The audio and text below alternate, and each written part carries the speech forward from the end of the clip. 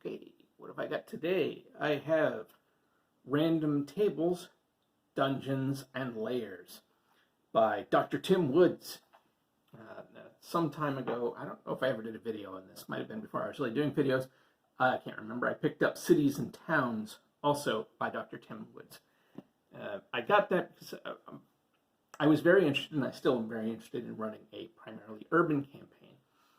And as I tend not to do as much with dungeon crawls, I tend not to worry so much about that. But I am trying more and more to widen my horizons when it comes to running a more sort of classic fantasy RPG style thing, which is not usually my bag, but hey, I love dungeon crawl classics, so I'm going to try to embrace some of that. Part of that's going to be random tables for Dungeons and Lairs. Plus, I'm doing Dungeon 23, the sort of social media thing, and I figure this might help me out with that. What this is, and I haven't looked at it, this is my first actual flip through, but it's going to be a lot of like random charts on things, you know. It's got a how to use this book section, dungeon essentials, so it'll be like what type of dungeon is it? Let me roll a d10. 1, a barrow, located below the surface of a cairn, mound, hill, or mountain. This dungeon with primarily earthen ruins, is where ancient rulers and warriors would be laid to rest. Great. Cool. We have some illustrations. I suppose you could probably plunk those out and use them. I don't know. Maybe not. Current status. Where are we at here? This is a D12. So it does use multiple die type.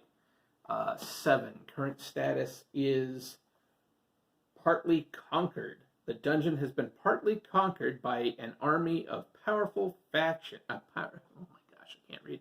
An army or powerful faction that has large quantity, if not high quality, of soldiers to aid in their conquest.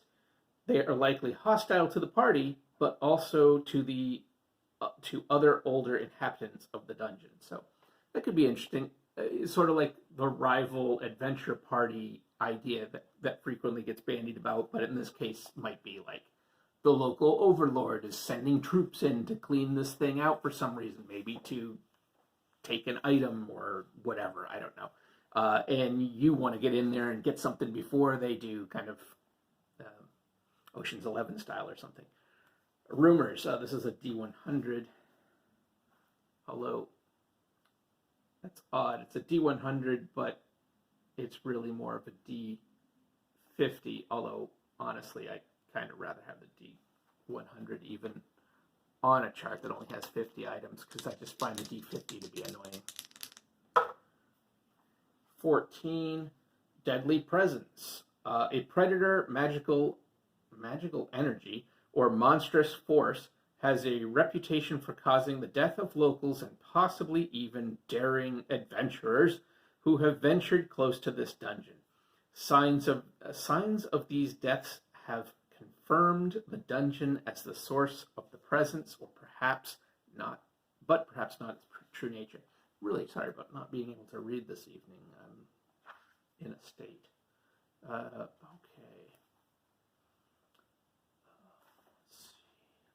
Original builders, you know, was it built by centaurs? I mean, I don't know. That could get apparently quite extensive. This looks like a good D100 chart. Yeah, D100 chart. What do I get? 35 by elemental beings. Cool. Okay. Location. You know, like, is it beneath an estate? Is it beneath a major city? Inside a modest town. That all could be interesting. Lighting. You know, oil lamps, torches, bioluminescent animals and insects. You know, okay. Magical lighting, temperature, air quality, water sources, food sources, noises. What are we hearing?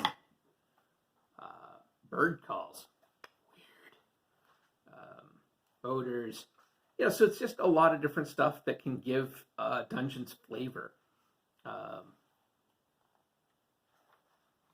know, flesh it out in some way or other. Entrance defenses, secret entrances. So here's the thing on rooms and halls. Oh, okay, it's literally just a description. Spacious rectangle, 35 by 70. Cozy circles, 15 whatever inches or feet or whatever you're doing, meters. What are the floors made of? What are the ceilings made of? What are the walls made of? What's the quality of the room? What's the function of the room? And it keeps going. You know, so this is all just interesting things to make you think. You know, use the ones that make sense, drop the ones that don't. But when you're trying to put this together, sometimes using the random charts really helps spark imagination, break you out of whatever thought you were in, just to give it some kind of another flavor to help things not be stale. You know, when you run games a lot, you can start to rely on the same ideas. You know, it just happens. And so it's nice to be able to check some of these sort of random charts to get some new ideas in there.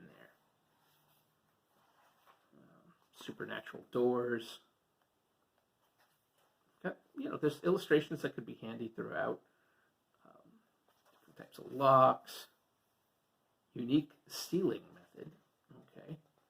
Oh, for instead of locks, I guess. Yeah. So that's a quick look here at dungeon tables. Man, I'm really in bad shape. Random tables, dungeons, and lairs. I think I'm going to end this video and go to sleep. That's what I think I'm going to do. But if you like what I do here, you know, check out the links below. Check out my Patreon page. I've started trying to do a newsletter. It seems like that's working out okay. Where I just talk about some of the things that I've done during the week and what I've seen, and you know, blah blah blah. I have not too long ago finished my the current draft of the novel. Not too long ago as of time of recording, so it'll be a while before this goes up. And so I'll be working on the next draft of the novel, which may or may not, I think it may go up on the Patreon as chapters are finished. I'm not sure. Still working on, again, at time of recording, I'm still working on the serialized story that I've been working on for a bit. But that should hopefully be in its final stages, coming to a sort of a climax for that. You know, and you can always buy me a coffee if you want. Check out Amazon wishlist if that's something that you feel like doing. I have some other books like this on there that I'm looking to pick up. So yeah, the usual stuff. That's cool. And if not, just like and subscribe. That's super helpful. Or just like it, or just whatever you want to do. All right, take care.